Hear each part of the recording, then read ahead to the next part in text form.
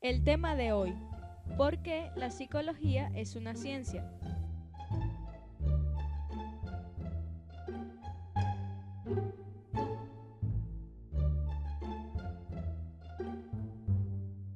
Hoy en día, la psicología es definida como la ciencia del comportamiento y los procesos mentales. Pero, ¿en realidad es una ciencia?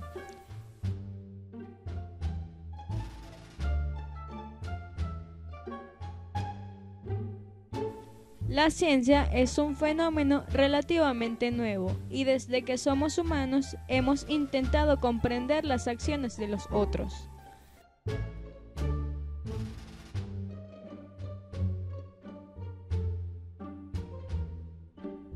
En la Edad Media se creía que los trastornos mentales eran ocasionados por demonios.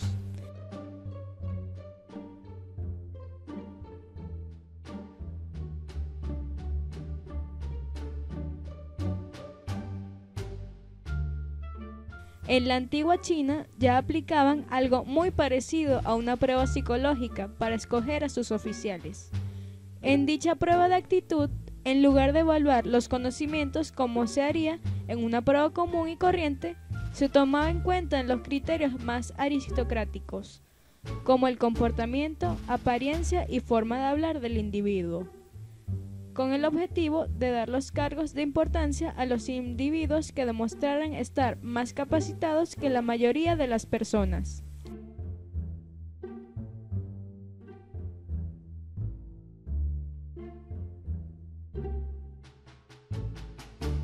E inclusive el persa Abu Bakr Muhammad al-Razi en el siglo VIII determinó un concepto de enfermedad mental.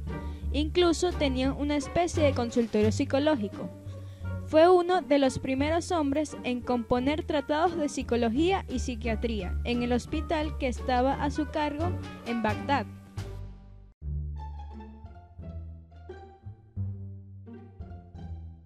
Fue el primero en poseer una sección especial dedicada para los enfermos mentales. En 1879 se creó oficialmente el primer laboratorio de psicología experimental en Alemania, por Wilhelm Wundt, cuyo objetivo era estudiar la experiencia inmediata y observable a través de los métodos experimentales. Wundt abordaba los contenidos de la conciencia y los procesos sensoriales básicos, con el método de la introspección, que en palabras sencillas es la percepción interna de los elementos de la conciencia propia.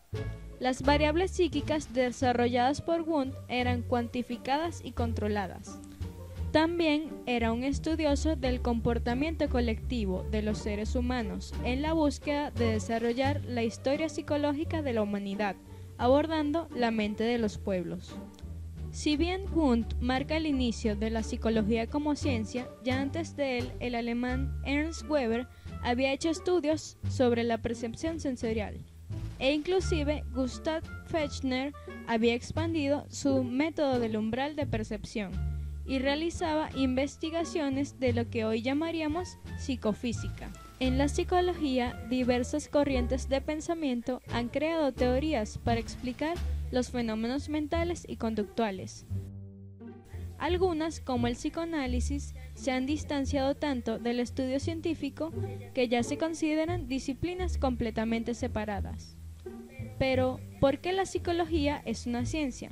Principalmente por su forma de obtener información. La psicología aplica el método científico. Entonces, ¿en qué consiste este método? Puede cambiar en algunos detalles dependiendo de a quién le preguntemos. Las hipótesis deben ser probadas con evidencia. Esta evidencia se consigue de diversas maneras, pero principalmente experimentando. Luego, nuestros resultados deben ser replicables por cualquier persona que siga nuestros pasos. Cada vez que confirmamos nuestras hipótesis, vamos construyendo una teoría que explique por qué pasa el fenómeno, e inclusive cuando todas nuestras ideas han sido probadas correctas y los experimentos producen los resultados que nosotros predecimos, podemos crear una ley. La ciencia avanza porque las ideas siempre son revisadas y con cada nueva generación hay una nueva oportunidad de mejorar el conocimiento. Pero, ¿cómo logra la psicología aplicar el método científico? Principalmente, la psicología investiga de 4 maneras. El primero es con casos de estudio. Lo usan comúnmente los psicólogos clínicos y consiste en estudiar una persona y describir todo lo que le ocurre. Digamos que Pepe presenta una extraña y nunca antes vista conducta sexual. El psicólogo registra el caso de Pepe y luego puede presentarlo a la comunidad científica, ocultando la verdadera identidad de Pepe, por supuesto. El problema con este método es que es imposible de replicar, pues no podemos crear otro Pepe con esta misma extraña conducta sexual, pero este método es necesario para presentar fenómenos nuevos y crear nuevas preguntas para poder investigar. Ahora pasamos con lo que es la observación naturalista, que consiste en observar a los sujetos sin intervenir en su ambiente. Se observa a Pepe hacer sus actividades diarias y por las noches emprender su rol sexual. Este método sirve para recolectar información, pero no puede dar explicaciones de por qué ocurren las conductas, solo puede describir dichas conductas. Las encuestas y el método psicométrico son herramientas en donde a la persona se le presenta una prueba y a través de sus respuestas se obtiene información. Los test psicométricos actuales están tan desarrollados que inclusive pueden medir qué tan honestas son las respuestas, y con ayuda de cálculos estadísticos se pueden investigar poblaciones enteras aplicando estos tests. Con la experimentación, la parte más divertida de la psicología, los psicólogos pueden separar diferentes efectos, manipulando una variable independiente y dejando el resto constante. Para hacer esto, se necesitan al menos 2 grupos, uno con el cual vamos a experimentar y el otro de control.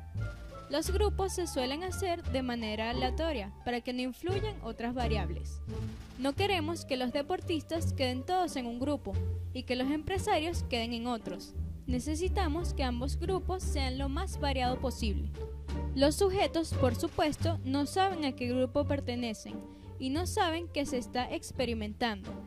Podemos probar la efectividad de un medicamento comparándolo con un grupo placebo, a ver cómo mejora el grupo que recibe el medicamento y ver qué pasa con el grupo que recibe el placebo.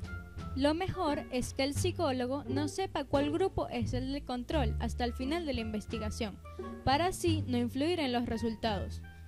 Cuando esto se hace, se llama una investigación de doble ciego, porque ni el sujeto de pruebas sabe si es del grupo de control, ni lo sabe el psicólogo, y así hay menos posibilidades de influir en la investigación. Siguiendo este método podemos por lo menos saber la influencia de hacer 10 minutos de ejercicio en el rendimiento intelectual o determinar si la falta de sueño afecta el estado de ánimo. Con estos 4 métodos, la psicología genera conocimientos sobre por qué la gente se comporta como lo hace y de por qué piensa como piensa. Este conocimiento luego se puede transformar en tecnología, en forma de psicoterapia, políticas sociales y en técnicas de mercadotecnia o educación. La psicología actual tiene muchos aliados como la neurociencia y la psiquiatría, pero ella es aún sin compañía una ciencia.